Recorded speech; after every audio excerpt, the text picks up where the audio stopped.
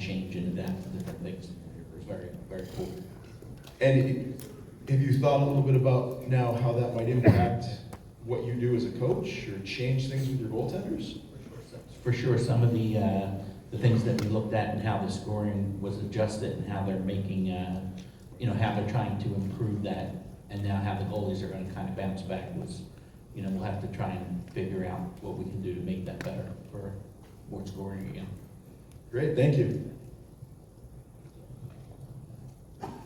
What stuck out to me was like the breathing technique that we learned about yesterday, or throughout the whole weekend, the tracking, or the scanning and awareness breakouts, or movement for goalies and players to score. Thank you. Yeah, and we have one more over here.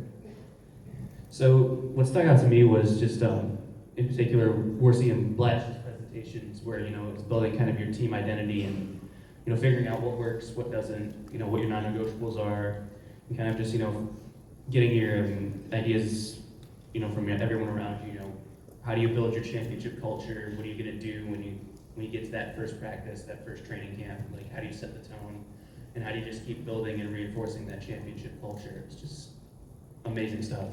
And I've seen Blash's presentation twice now. I went to the MSU clinic. Yeah, he was there too. That's great. Thank you. Thank you.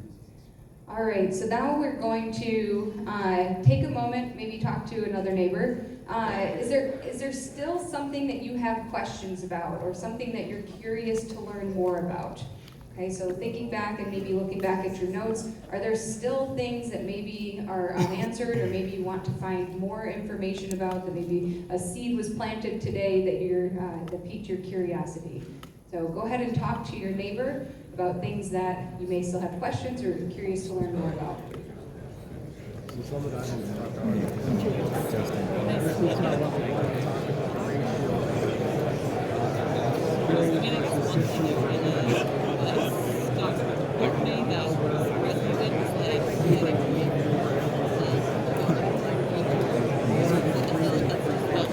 What are you curious about?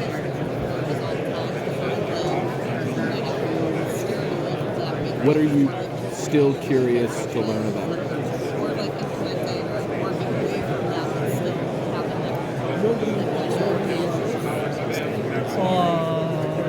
USA hockey system and USA hockey system and drill Systems. or practice plan or many so all why USA is top level, Korean is there why, how, when, who, many questions. Very many coaching and player and manager. Of course, Korea is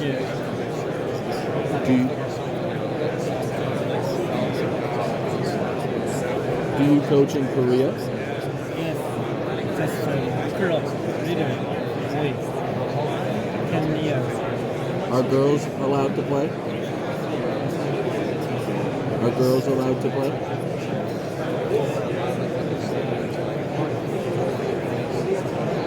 Yes, no Yeah? problem. Yeah? Yeah.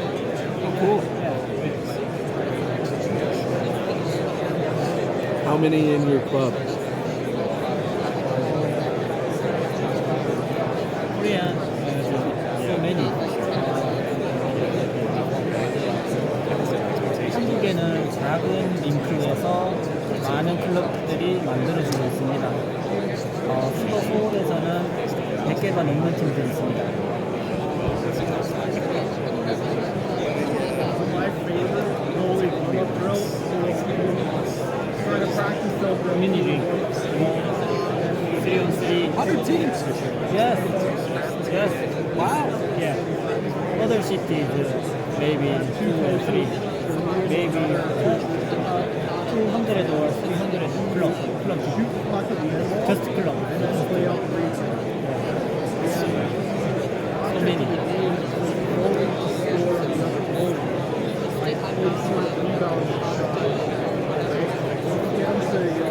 What's your role in your club?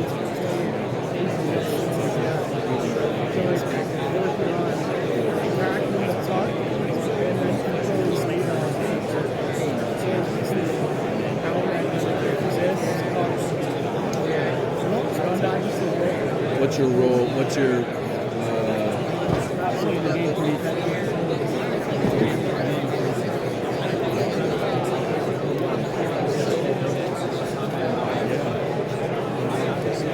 what is your position in your club?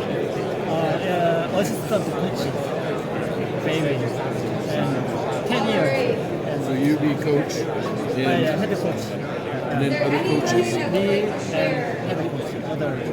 something that teach- you you are teach curious to learn more about, All these things. or something that you have a question about still. My city. You can raise your hand. I'll come to you in a moment.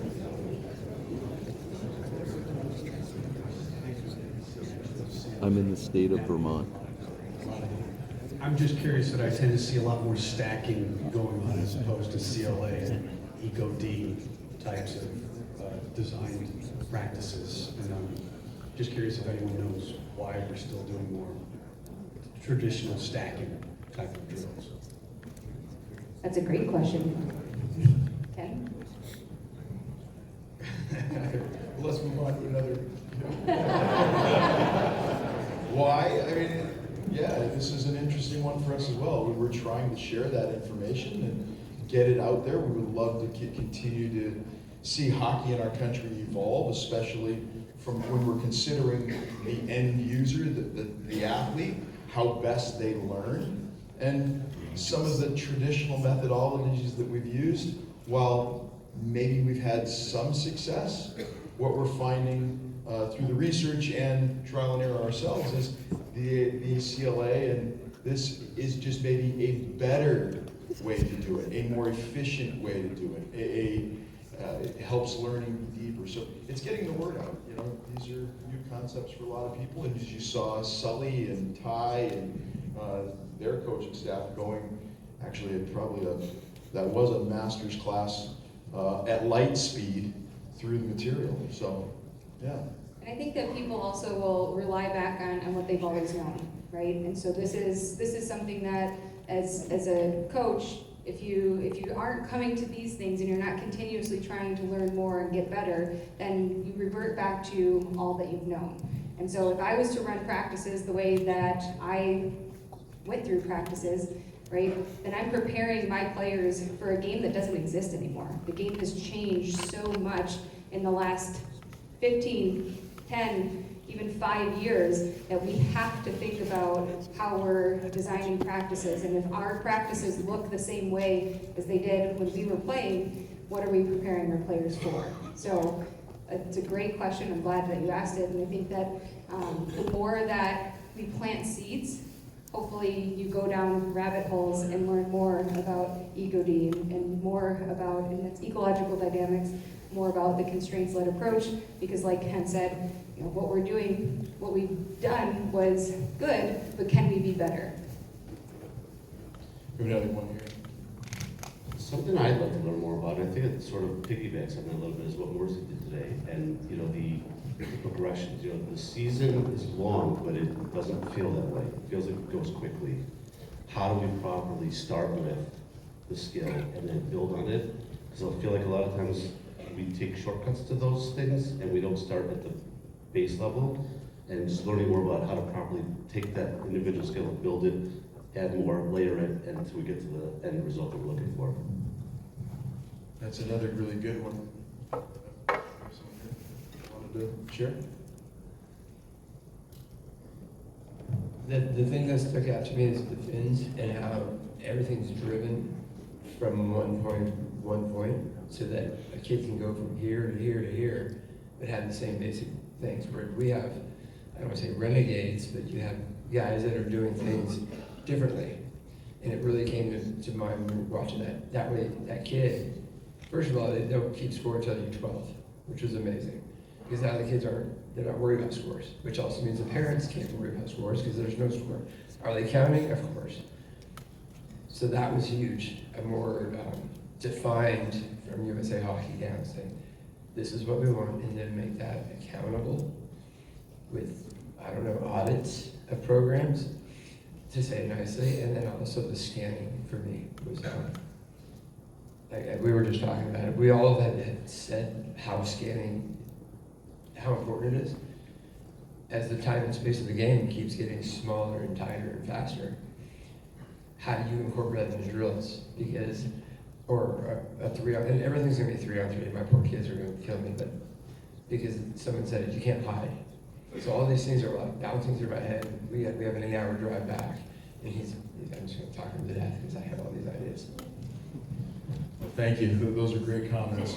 And, you know, one of the things that we appreciate about the group here is, I mean, this is a room of some very advanced coaches, and you are going to go back and you are going to run little scanning experiments and experiments on other concepts with your players. Look, we don't have all the answers. We have some ideas, we see things, we do research, we want to base what we do and what we present on facts and evidence, but it is up to you to go back and figure out how to apply things. We're doing the same, but there are coaches in this room that are going to take some of these concepts and come up with some brilliant ways to communicate and to help your players. And look, if you find something that's really working, us as an organization, we would love to hear about it. But we know that you in this room will take this and you will advance our sport, taking this information back and sharing it within your club and with your players. All right, so what we're gonna do now is we wanna try to capture some of these things. So you'll see on your table that you have a large sticky note, and some of you have Sharpies, some don't, so if you don't, if you can just use a pen. But we want you to talk amongst your table, and we want you to try to capture some of the big takeaways on your sticky note. These are really helpful for us to kind of get an idea of where things are, but also a good way to reflect amongst yourselves on your table. So go ahead and take a moment, share what stuck out to you, and capture it on a large Post-it note. I feel like I already knew this, but